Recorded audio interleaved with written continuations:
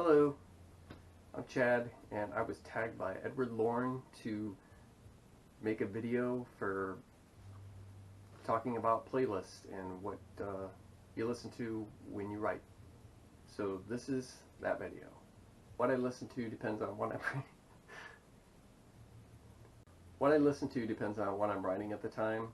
So I'll just go through some of my books and say what I was listening to.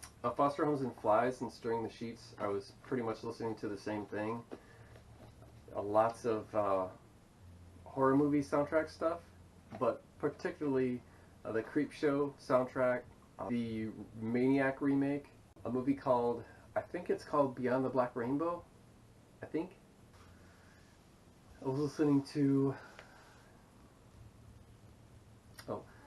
John Carpenter had some stuff out, not like the Thing soundtrack or Halloween or anything like that, but he has like some, I can't remember what they're called, but he had some stuff that he released recently.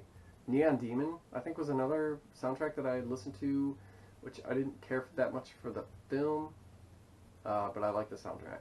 Yeah, I think that's pretty much all I listened to while I was writing these two books. Wallflower, I honestly can't remember what I was listening to. Probably something very depressing. For Skullface Boy, I listened to a lot of synthwave, and if you don't know what synthwave is, it's basically a modernized keyboard-heavy, synthesizer-heavy version of 80s soundtrack sounding stuff, but it's oftentimes much more melodic and definitely better than anything that was coming out in the 80s. Sometimes it even sounds like video game music.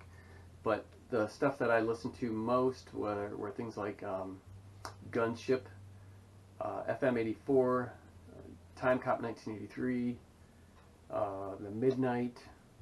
I mean, there's just a ton of them. I had a huge playlist that I made that was specifically for writing this book, and it had a ton of that on it and a whole lot of this stuff.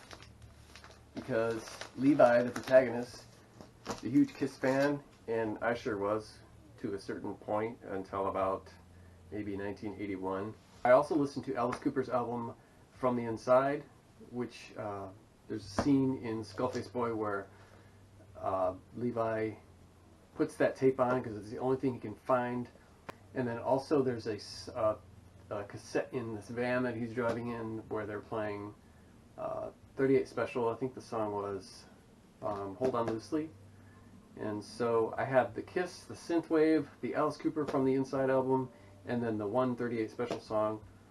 And depending on the scenes, that's what I would be listening to. So that was actually a lot of fun, and the playlist for that was huge. I think I shared it one time, like about a year or so ago. I don't know if anybody dug into it or not.